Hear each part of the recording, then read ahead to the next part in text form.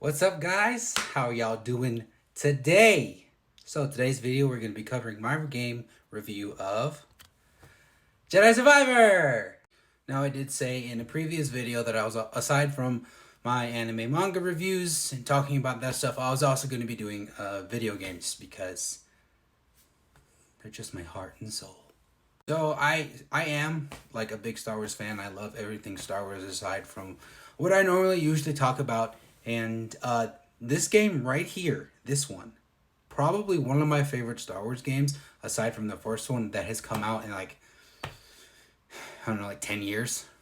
So while I did love the first one, being able to travel to different planets and just the sheer amount of exploration that you can do, there was some features in the first game that I wished that they had. And the fact that they implemented some of those features into the second games really speaks monuments to, like game development, I guess. And one of those key features that I was hoping for is a fast travel. So, because again, in the first game, you didn't have a fast travel. If you did post game exploration, then you had to essentially just traverse the entire map to get to the specific point that you're trying to get to find those collectibles if you weren't doing collecting and exploring mid game. Another feature is the expanded combat. What do I mean by that? Well, in the first game, obviously you get the single blade, the double blade, and I love that they expanded on how the combat is played out with the double blade, because it's like it reminds me of like a Darth Maul stance and the way that you can jump and flip and spin with the double blade, compared to the first one, was really cool. However, speaking on the lightsaber combat, one thing that I wish they would have brought through from the first game is the seamless, well, what I see as the seamless like switch between stances. So in the first game, if you had, you started with a single blade, as you're fighting, you can transition into a double blade, or vice versa. If you have a double blade, you can transfer or whatever into the single blade. So that was one of the things that I wish that they brought through from the first to the second game, but it's okay. It's all right. I understand. Aside from that point, I do love that they added multiple stances to this game. So you had the single blade, the double blade, the dual wield, the cross guard, and the blaster. Now, I didn't really use the blaster all too much, but I did use the other four: the single, the double, the dual wield, and the cross guard. However, one of my primary stances was the double blade, so then at any point I could switch between the other three, being the single, the dual, or the blaster. But I found myself either doing dual and double bladed, or double bladed and single bladed. I didn't really use much of the three and even the blaster. But story wise, immaculate story. Obviously, probably it's like to me it's a step up from the first game, because the first game, that story was just beautiful, following our MC in his journey to become a Jedi. But in all honesty, what I found more compelling in the second game is you've already established that he's a Jedi. He's already gone on these quests, and you have this other ensemble of characters that follow you along the way. And in the first like portions of the game, it's just you by yourself, and then obviously you get bowed.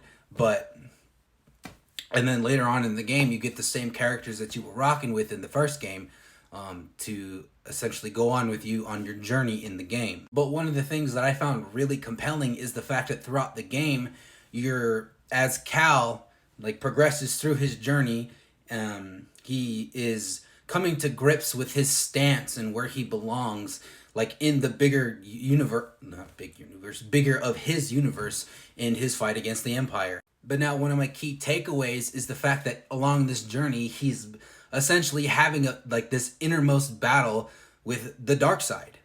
And essentially with that battle with the dark side, you kind of get like onto like a deeper understanding of how complex it is to stay on the light side of the force, whereas it's really easy just to give into the dark side. But now, along with that, the fact that he's essentially not going to be going through that battle alone. In one of the missions, you have Marin and obviously love interest, shipping them, lovers forever. Anyway, you have Marin essentially telling Cal, like, hey, you're not going to go through this alone. No matter what, I'm going to be by your side. And I honestly find that like really gripping and compelling to say, hey, you're not alone. So no matter what you're feeling, you can always come to me in case like you're having these feelings again. Because after his betrayal of Bode, in that mission, and you're essentially chasing him, trying to get the compass back, when he gives into the dark side, it's like crazy. Like I said, it's really compelling. Because his life has already been hard as it is, being a survivor of the Purge. And then in the second game, essentially losing like his mentors who have been, guiding him on his journey, being Seer and Eno Cordova, and just dealing with the deaths of his mentors is obviously having a huge toll on him. And then having the betrayal of one of, like, essentially, I think they're close friends. I don't necessarily say like best friends, but obviously they're going through such a monumental battle with the Empire together. And then you see with how bad the betrayal essentially hits him, along with the deaths of his mentors, being that Bode's betrayal, it leads to the death of Seer, being that Seer has to fight Darth Vader and then eventually gets killed by her.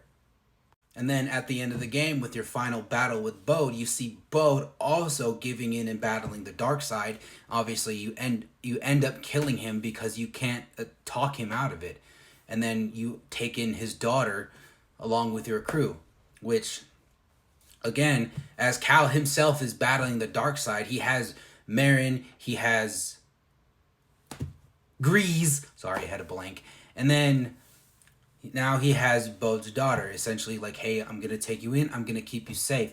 Your dad was a good person. He just couldn't get out of it. And obviously, speaking on the love interest between Cal and Marin, Jedi aren't really supposed to have connections and stuff like that. So that kind of bleeds into, the dark side of Cal. But again, not everything has to be bad. And having that support system and that love to be able to keep Cal in check when he's kind of leaning towards the other side. But like overall, like all in all, personally to me, this game was a 10 out of 10.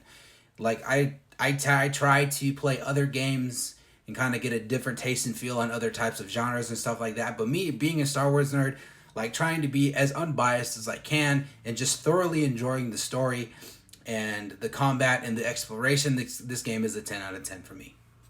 I would definitely replay it through, but as it currently stands right now, I still have some collectibles I still have to find. During the game, I actually did stop before going on story missions to get as many collectibles as I found, and going back to key features that I'm glad they added was the upgrades for the map.